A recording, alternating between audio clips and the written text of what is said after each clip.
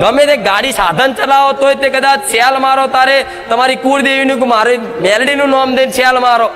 ગમે તો જવાનું હોય મને મેલડીને આગળ કરીને હેડો, તો કદાચ ડગલે ને પગલે 24 કલાક 5 ડગલા આગળ રહું. આ શું ખોટું? પણ ડગલે ને પગલે યાદ કરો, મને આગળ કરવાની ટેવ રાખો. તો ધંધો કરો, નોકરી કરો તોય તે મને હોપક માં નોકરી કરું છું, પણ નોકરીમાં કોઈ ભૂલ ચૂક ના થાય મારાથી, કોઈ મારા કાર્યથી કોઈ કંપનીમાં નોકરીમાં નુકસાન ના થાય, માં મને કોઈનો ઠપકો ના વાપરવાનો થાય, માં કોઈ રજા ના પડે, કોઈ વચ્ચે વિઘન ના આવે, કોઈ માં એવું ધ્યાન રાખજે. તો એવું માતાને પ્રાર્થના કરી નોકરી કરો ને નોકરીમાં ઈમાનદારી રાખવી. શું કીધું? ઈમાનદારી રાખવી. પગારથી વધારે લોભ લાલચ કરીને ચોરીની ભાવના રાખવી. ધંધો કરતા તો ધંધો આગળ કરીને, અગરબત્તી કરીને કુળદેવીને આગળ કરીને મને મેલડીને આગળ કરીને કરો, જે ધંધો કરતા હોય એ.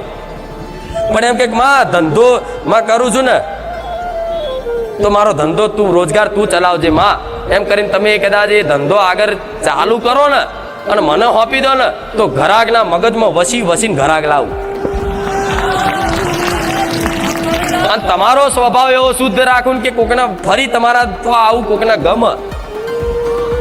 પણ અહીંયા તમે જો ચીટિંગ ને બેમાની કરો, ગ્રાહક ધંધાદારી વેપારી માણસ હોય એના માટે એનો ભગવાન, ગ્રાહક એનો ભગવાન કે ને, એનો જે ગ્રાહક હોય એ વેપારી માટે એનો ભગવાન છે.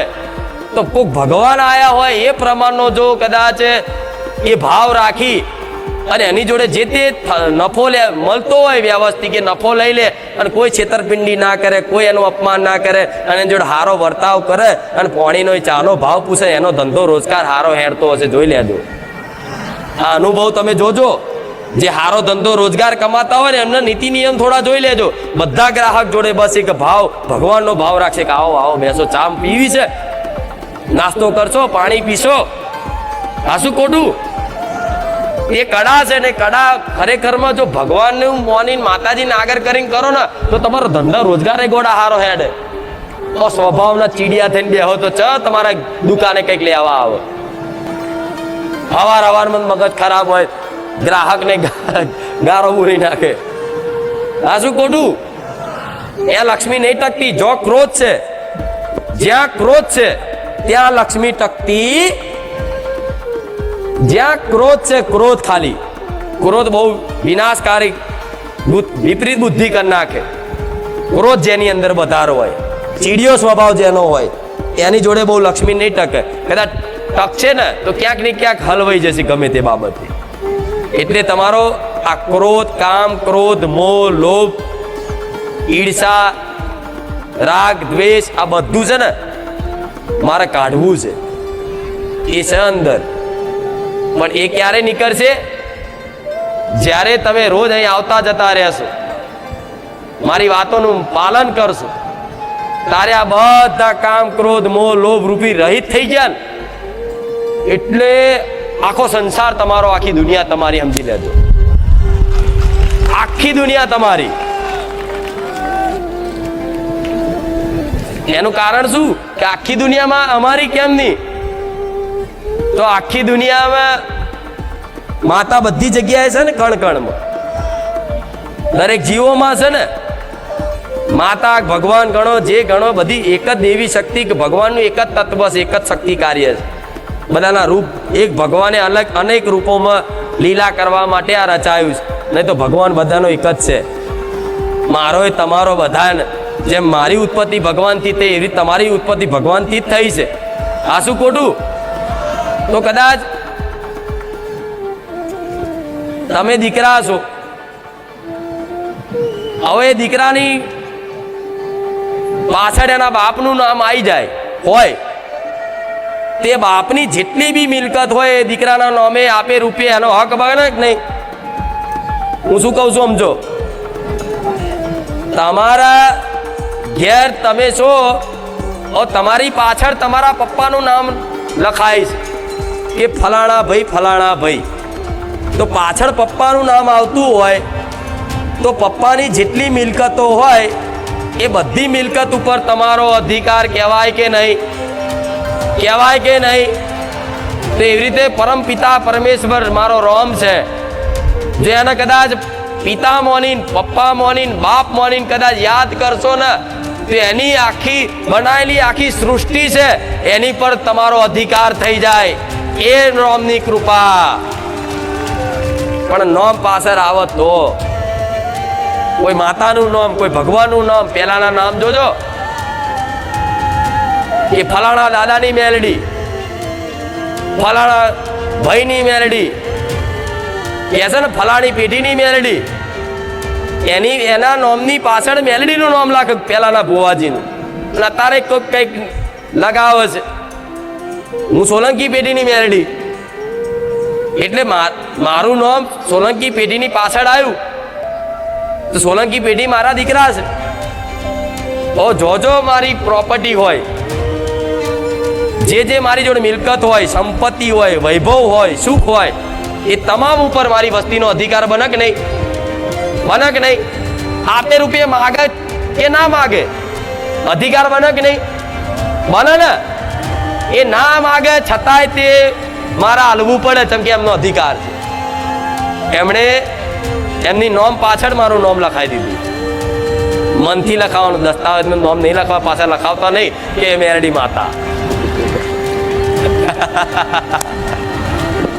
આજે જે મહેમાન આવ્યા છે ખેડા જિલ્લાના સાંસદ દેવસિંહજીભાઈ ચૌહાણ સાહેબ, તો દરેક ભાવિક શાંતિથી બે શબ્દ એ બોલે એ સાંભળો.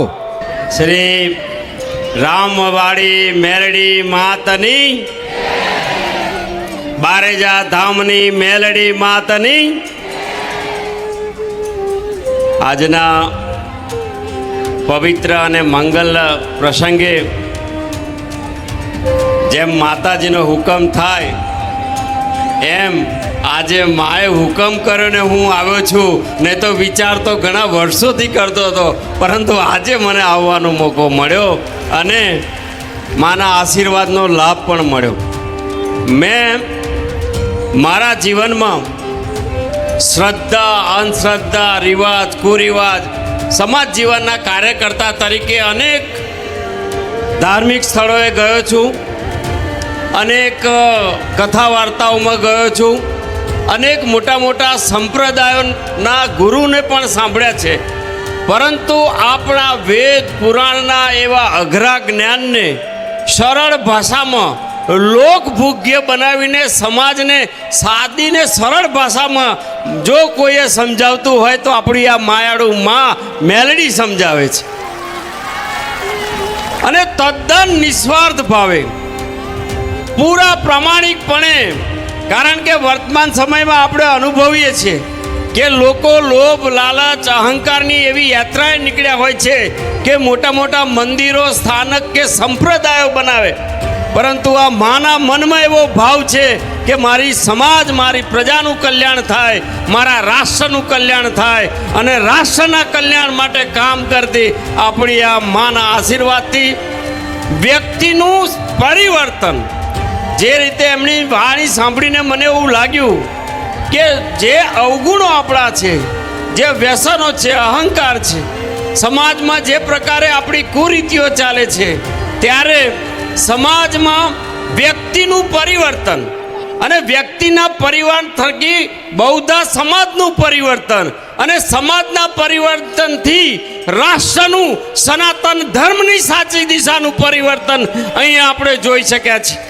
નહીં તો લોકો જે પ્રકારે અંધશ્રદ્ધામાં રહેતા હોય છે અને જે પ્રકારે પોતાના અહંકાર, પોતાની લાલચ, પોતાના લોભ અને એ સમાવવા માટે જે પ્રકારે લોકોને ડરાવતા હોય છે, ત્યારે આપણી આ બારેજા ધામની, આપણી આ માયાળુ મેલડી આપણને આશીર્વાદ આપે છે.